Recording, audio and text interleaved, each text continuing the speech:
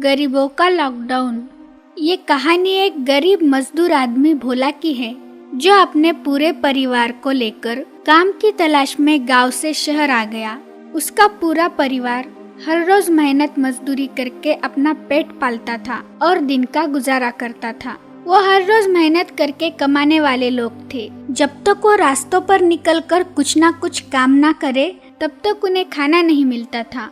बड़े ही मुश्किल से उन्हें खाना मिलता था और उनके दिन कट रहे थे। तो ऐसे ही एक दिन क्या हुआ, वो परिवार दिन भर मेहनत मजदूरी करके रात को फुटपाथ पर बनाई झुग्गी में सो गया। और दूसरे दिन जब वो रोज की तरह काम पर निकल रहे थे, तो उन्हें पूरी सड़क सुनसान दिखती है। रास्तों पर कोई गाड़ियां नहीं दिखती, यहाँ तक कि दूर दूर तक कोई आदमी भी नजर नहीं आता। फिर भोला थोड़ा आगे जाकर देखता है, तभी पीछे से जोर से एक डंडा उस पर पड़ता है। वो घबराकर झट से पीछे देखता है तो उसे दिखता है एक पुलिस वाला डंडे से मार रहा है। साहब रुक जाओ साहब क्यों मार रहे हो साहब? पागल कहाँ घूम रहा है? हाँ चल भाग यहाँ से, पता नहीं लॉकडाउन चल रहा है, पूरा देश बंद है। अगर दोबारा सड़क पे दिखा ना तो बहुत मारूंगा। लेकिन साहब ये लॉकडाउन क्या है साहब, और ये सब कुछ बंद क्यों है? अरे पागल, कौन सी दुनिया में है तू? यहाँ कोरोना नाम की महामारी आ गई है, महामारी। अगर घर से बाहर निकलेगा तो इस बीमारी का शिकार होके मर जाएगा। चल भाग यहाँ से, पता नहीं कहाँ से आ जाते हैं पागल लोग। ऐसा बोलकर और एक डंडा पीछे से लगाता है। वो बेचारा घबराकर दौड़ते हुए अपने परिवार के पास आता है। फिर उसके परिवार वाले पूछते हैं तो वो बताता है कोई महामारी आई है, जिसकी वजह से देश बंद है और सड़कों पर नहीं जा सकते। फिर उसके बच्चे बोलते हैं, लेकिन हम बाहर जाकर कुछ बेचेंगे नहीं तो हमें खाना कैसे मिलेगा? फिर भोला बोलता है, सड़क पे कुछ बेचने के लिए लोग तो रहने चाहिए ना बेटा, बाहर भीख देने के लिए भी कोई आदमी नहीं है। फिर उसकी पत्नी बोलती है, अगर ऐसे ही चलता रहा तो हम भूख से ही मर जाएंगे। फिर बेचारा भोला सोच में पड़ जाता है कि अब क्या करे। 2 दिन गुजर जाते हैं। उसका परिवार भूख से परेशान हो जाता है। बच्चे भूख के मारे रो रहे होते हैं। भोला को अपने परिवार की ऐसी हालत देखी नहीं जाती, लेकिन वो गरीब करे भी तो क्या। उसके पास इतने पैसे भी नहीं थे कि वो 2 दिन का अनाज घर में भरकर रख दे। और बाहर निकला तो दूर दूर तो कोई नहीं दिख रहा था जो भोला को काम दे सके। और ऊपर से पुलिस की मार भी पड़ रही थी। लेकिन अपने बच्चों और परिवार की ऐसी हालत उससे देखी नहीं जाती। वो बच्चों को रोता देख सड़क पर निकल जाता है। फिर भोला को पता चलता है कि सरकार गरीबों के लिए राशन दे रही है। फिर भोला वहाँ पर चला जाता है। वहाँ जाकर भोला को पता चलता है कि राशन सिर्फ उन्हें ही मिल रहा है जिनके पास राशन कार्ड है। बेचारा भोला, उसके पास रहने का ठिकाना नहीं, तो ये राशन कार्ड आधार कार्ड कहाँ से आएगा? फिर भोला मायूस होकर वहाँ से निकल जाता है। फिर उसे पता चलता है किसी सरकारी स्कूल में गरीबों के लिए खाने का इंतजाम किया गया है। वो जैसे तैसे वहाँ पर पहुँच जाता है। वहाँ जाकर उसे पता चलता है कि वहाँ बहुत बड़ी लाइन है। लोग अपने हाथों में डिब्बे थैलियाँ लेकर कड़ी धूप में बहुत देर से वहाँ पे खड़े थे। वो भी वहाँ उनके पीछे जाकर खड़ा हो जाता है। खाने की लाइन इतनी लंबी थी कि उसका नंबर आते आते 5-6 घंटे का समय वहाँ उसे लग जाता है। दोपहर के 3 बज जाते हैं। बेचारा भोला कड़ी धूप में नंगे पांव इस आस में वहाँ पे खड़ा रहता है कि कुछ खाना मिले तो अपने भूखे बच्चों का पेट भर सके। जब उसका नंबर आता है तो उसे पता चलता है कि लोगों की तादाद इतनी थी कि उसका नंबर आते आते खाना ही खत्म हो गया। बेचारे का दिल बैठ जाता है। वो मायूस होकर खाली हाथ अपने परिवार के पास लौट जाता है। सड़क से जाते जाते फिर पुलिस उसे पकड़ लेती है और कहती है, ए पागल, तुझे एक बार बोला तो समझ में नहीं आता क्या? सड़क पर क्यों घूम रहा है? भोला रोते हुए पुलिस से बोलता है, साहब आप एक काम करो, इससे अच्छा तो आप मुझे मार ही डालो साहब। मेरा परिवार 2-3 दिन से भूखा है साहब। मेरे बच्चे भूख से तड़प रहे हैं। हमारे पास खाने के लिए तो छोड़ो, कल से पीने के लिए पानी तक नहीं है साहब। ये महामारी हमें मारेगी या नहीं पता नहीं, पर हाँ ये भूख हमें जरूर मार देगी साहब। मैं अपने परिवार को भूख से मरते नहीं देख सकता साहब। इससे अच्छा तो आप मुझे मार ही डालो साहब। ऐसा बोलकर जोर जोर से रोने लगता है।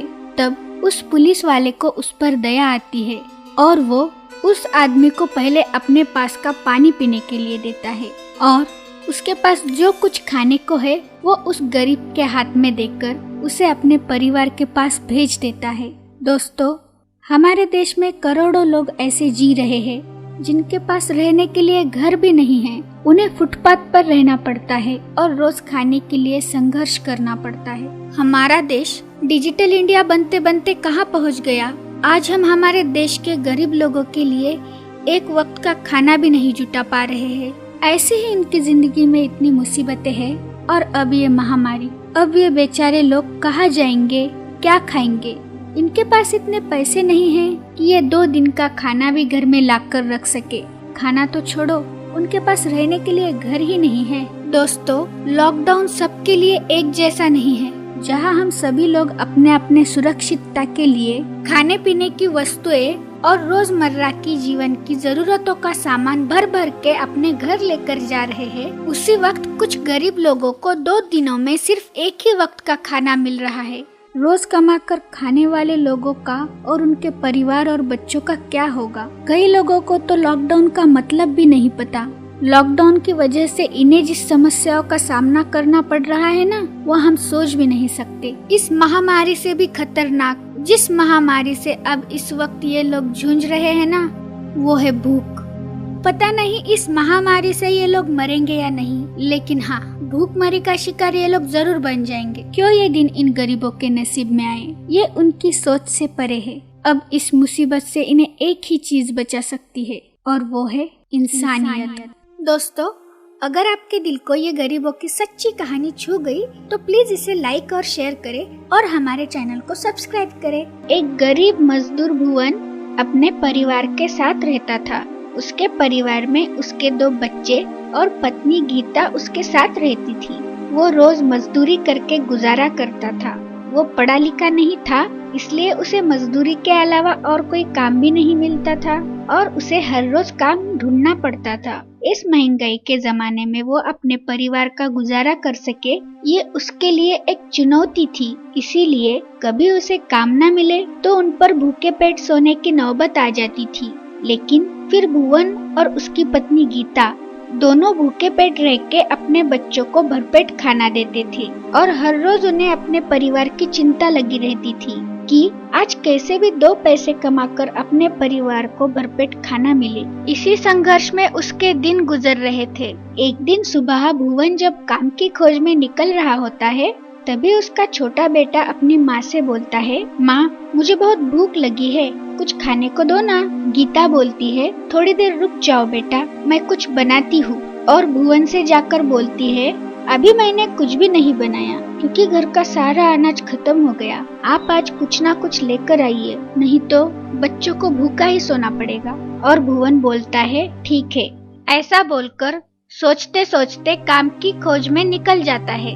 भुवन दिन भर काम की खोज में इधर उधर भटकता रहता है, लेकिन उसे काम ही नहीं मिलता। दिन ढल जाता है। भुवन को अपने बच्चों की चिंता सता रही होती है। उसे क्या करे कुछ समझ में नहीं आ रहा था। निराश होकर भुवन घर वापस जा रहा होता है, तभी आगे जाकर उसे एक शादी का मंडप लगा हुआ दिखता है और भुवन सोचता है शायद यहाँ कुछ काम मिल जाए। फिर भुवन वहाँ पर जाकर पूछता है, साहब, कुछ काम है तो दीजिए। वो आदमी बोलता है, काम तो बहुत है, बर्तन साफ करेगा? हाँ हाँ भाई साहब, जो भी काम हो करूँगा, मुझे बस काम दे दीजिए। आदमी बोलता है, ठीक है, आ जाओ। ऐसा बोलकर भुवन को अंदर ले जाता है। फिर भुवन बर्तन साफ करने लगता है और बर्तन साफ करते करते वो देखता है लोगों ने अच्छी अच्छी मिठाइयाँ थाली में ही फेंक दी थी। ये देखकर भुवन मन ही मन सोचता है, इतनी अच्छी अच्छी मिठाइयाँ पकवान लोगों ने थाली में छोड़कर ऐसे ही फेंक दिए हैं। काश ये मेरे बच्चों को मिल जाते तो उनका पेट भर जाता। फिर भुवन सोचता है, वैसे भी इन लोगों ने ये मिठाइयाँ फेंक दी है, अब इन्हें कोई नहीं खाएगा। क्यों ना मैं इसे अच्छे से अलग रखकर घर ले जाऊँ ताकि ये मेरे बच्चे खा पाए। लेकिन वो मन ही मन सोचता है, मैं मेरे बच्चों के लिए ये झूठा कैसे ले जाऊँ। तभी उसे अपनी पत्नी गीता की सुबह की बात याद आती है। अभी मैंने कुछ भी नहीं बनाया क्योंकि घर का सारा अनाज खत्म हो गया। आप आज कुछ ना कुछ लेकर आइए, नहीं तो बच्चों को भूखा ही सोना पड़ेगा। रात हो जाती है। एक तरफ उसके बच्चे की भूख और दूसरी तरफ उसकी मजबूरी। इसके आगे भुवन को अच्छा बुरा सही गलत कुछ समझ में नहीं आता। अपने बच्चों की भूख के आगे एक मजबूर बाप का स्वाभिमान हार जाता है। फिर वो बर्तन साफ करते करते उसमें से कुछ अच्छे अच्छे पकवान एक कैरी बैग में भरकर बाजू में रख देता है और उसी वक्त मेहमानों को मिठाइयाँ कम पड़ जाती है। तभी एक आदमी आकर बोलता है, साहब मेहमानों को मिठाई कम पड़ गई, जल्दी से बनवानी पड़ेगी। कम पड़ गई? अच्छा ठीक है, मैं रसोई घर में जाकर देखता हूँ। और वो रसोई घर में जाता है। तभी वहाँ से अपना काम करके भुवन जमा किए हुए अच्छे अच्छे पकवान हाथ में लेकर जा रहा होता है। तभी वह आदमी भुवन के हाथ में मिठाइयाँ देखता है। उसे लगता है मैंने इसे बर्तन धोने का काम दिया और ये मिठाइयाँ गायब कर रहा है, और गुस्से से भुवन की तरफ जाता है और बोलता है, रुक जा, ये क्या है? खाना चोरी कर रहा है? यहाँ मेहमानों को कम पड़ रहा है और तू थैलियाँ भर भर कर लेके जा रहा है। रुक, अभी तुझे सबक सिखाता हूँ। भुवन डर कर बोलता है, नहीं नहीं साहब, मैंने चोरी नहीं की। लोगों ने फेंका हुआ झूठा बचा कुचा मैं अपने भूखे बच्चों के लिए लेकर जा रहा हूँ साहब, मैं चोर नहीं हूँ। आदमी बोलता है, ऐसा? तो बता इसमें क्या है? और देखता है तो उसमें उसे अच्छे अच्छे पकवान दिखते हैं, अच्छी अच्छी मिठाइयाँ दिखती है जो कि लोगों ने वैसे ही फेंक दी थी। और मिठाइयाँ देखकर वो बोलता है, ये तो झूठे नहीं दिख रहे हैं, ये तो अच्छे अच्छे मिठाई और पकवान दिख रहे हैं। और भुवन से बोलता है, झूठ बोलता है, बच्चे का नाम लेकर चोरी करता है। रुक, तुझे अभी सबक सिखाता हूँ। और ऐसा बोलकर उसे मारने लगता है। ये सब देखकर वहाँ पर भीड़ जमा हो जाती है। जैसे ही लोगों को पता चलता है कि ये चोर है, बजाय ये जाने कि उसने क्या चुराया है और क्यों चुराया है, लोग उसे पीटने के लिए दौड़ पड़ते हैं। भुवन को मारता देख पूरा झुंड उस पर हाथ साफ कर देता है। मारने वालों में से आधे लोगों को ये पता भी नहीं रहता कि वो किसे और क्यों मार रहे हैं। लोग उसकी मजबूरी देख ही नहीं पाते, बस चोर समझकर मारना चालू कर देते हैं। एक गरीब मजबूर आदमी को मारकर ऐसा महसूस कर लेते हैं कि उन्होंने बहुत बहादुरी का काम किया है। भुवन को इतना मारते हैं कि अधमरी हालत में बेहोश और लहूलुहान होकर वो वहीं पर गिर जाता है। बेचारा भुवन, काम के पैसे तो मिले नहीं और ऊपर से बहुत मार पड़ी। वो आखिर तक ये समझ ही नहीं पाया कि आखिर मेरी गलती क्या थी जो मैं इस भीड़ की मार का शिकार बन गया। दोस्तों, हम ऐसे पढ़े लिखे लोगों के समाज में जी रहे हैं जहां हमें अच्छा बुरा, अमीर गरीब, चोरी या मजबूरी, इनमें फर्क ही नजर नहीं आता। ऐसे कई मजबूर भुवन हैं जो समाज की हिंसक भीड़ का शिकार बन जाते हैं और कभी अपने घर वापस लौट ही नहीं पाते। तो दोस्तों, कभी भी किसी गरीब की मजबूरी और उसके हालातों को समझो। एक गांव में भानुदास नाम का एक गरीब आदमी रहता था जो अपना और अपने परिवार का पेट पालने के लिए बहुत मेहनत करता था। कभी सब्जी का ठेला लगाता था तो कभी मजदूरी करता था। जो भी काम मिले वो करता था और उसी आमदनी से वो अपने परिवार का गुजारा करता था।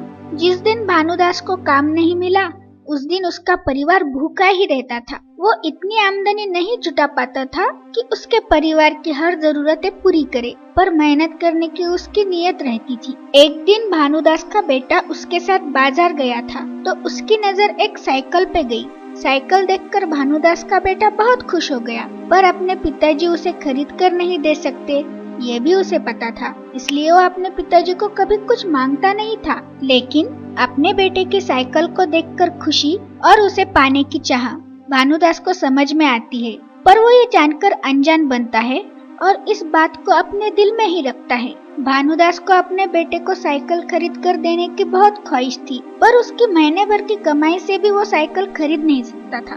पर उसने मन ही मन ठान लिया था कि मैं अपने बेटे के जन्मदिन पर उसे साइकिल जरूर खरीद कर दूंगा।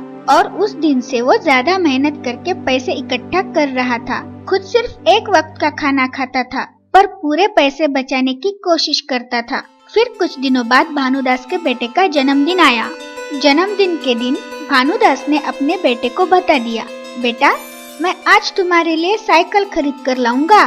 ये सुनकर भानुदास का बेटा बहुत खुश हो गया। अपने बेटे की खुशी देखकर भानुदास भी खुश हो गया और वो काम पर चला गया।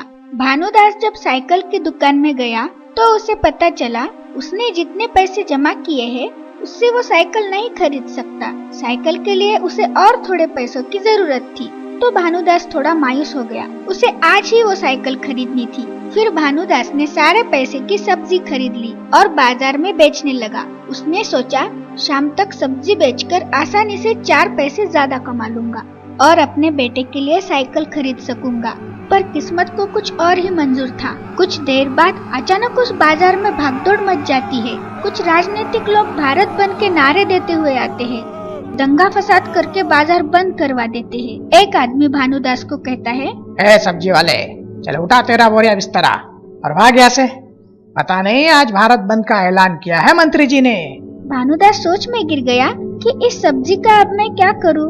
तभी एक दंगा फसाद वाला आदमियों का झुंड बाजार की तरफ आता है और वो लोग बाजार की सारी सब्जियां और उनके ठेले जमीन पर गिरा देते हैं और वहाँ के गरीब लोगों को मारपीट करते हैं और अपने राजनीतिक पार्टी के नारे देते हैं। भानुदास की पूरी सब्जी जमीन पर बिखेर जाती है। बेचारा उस सब्जी को अपने हाथों से समेट रहा था। तभी उसे कुछ लोग पीटते हैं। बेचारे के पूरे कपड़े फट जाते हैं। भानुदास नीचे बैठ जाता है और अपनी बर्बाद हुई सब्जी को देखता है और साथ में अपने बच्चे के साइकिल के ख्वाब को भी। शाम हो जाती है। भानुदास का बेटा साइकिल की चाह में अपने पिता की राह देखता है। वही भानुदास बाजार में बैठा सोचता है, मेरी इतने दिनों की मेहनत इन लोगों ने अपने पैरों तले से कुचल दी। भानुदास बहुत दुखी हो गया। उसे समझ नहीं आ रहा था घर जाकर अपने बेटे को क्या जवाब दूं। फिर वो सोचता है कि देर से घर जाऊंगा ताकि बेटा सो जाए और उसे कोई जवाब नहीं देना पड़े। लेकिन जब वो घर जाता है तो वो देखता है बेटा उसकी राह देखते हुए सोता ही नहीं। बेटा जैसे ही अपने पिता को आते हुए देखता है वो झट से दरवाजे की तरफ जाता है और जैसे ही दरवाजा खोलता है तो अपने पिताजी को देखता है। उसके पिताजी के साथ उसे साइकिल नजर नहीं आती। भानुदास के हाथों में कीचड़ से भरी हुई सब्जियों की बोरी, उसके फटे हुए कपड़े, बदन पे कुछ चोटें और आंखों में पानी। ये सब देखकर बेटा घबरा जाता है। कुछ देर दोनों एक दूसरे को निशब्द होकर देखते रहते हैं। भानुदास बोलता है, मुझे माफ कर दे बेटा, मैं तुम्हारे लिए साइकिल नहीं ला पाया। बेटा बोलता है, अब मुझे साइकिल नहीं चाहिए पिताजी। दोस्तों, हम इस कहानी के जरिए आपको ये मैसेज देना चाहते हैं कि कुछ लोग अपने मतलब के लिए और राजनीतिक स्वार्थ के लिए भारत बंद का ऐलान कर देते हैं, बिना ये सोचे कि इसका आम गरीब लोगों पर क्या असर होगा। कुछ लोगों के लिए भारत बंद करना आम बात है, पर गरीबों के लिए ये बहुत बड़ा श्राप है। इस देश में बहुत सारे लोग ऐसे हैं जिनके घर का चूल्हा तभी जलता है जब वो दिन भर कुछ काम करके 4 पैसे कमा कर लाते हैं। जिस दिन उन्हें काम नहीं मिला, समझो उस दिन उनके परिवार को भूखा ही सोना पड़ता है। दोस्तों, कई लोगों की कड़ी मेहनत और कुर्बानियों के बाद ये देश आजाद हुआ है, चल रहा है। इसे कभी बंद मत होने देना। जय हिंद। अगर आपको ऐसी ही समाज में परिवर्तन लाने वाली कहानियाँ पसंद है तो इसे जरूर लाइक करें, अपने दोस्तों के साथ शेयर करें और अपनी राय हमें कमेंट करके बताइए। आप अगर नए हो तो प्लीज हमारे चैनल को सब्सक्राइब कीजिए। हम ऐसे ही लाएंगे आपकी फरमाइश की कहानियाँ जो दिल को छू ले।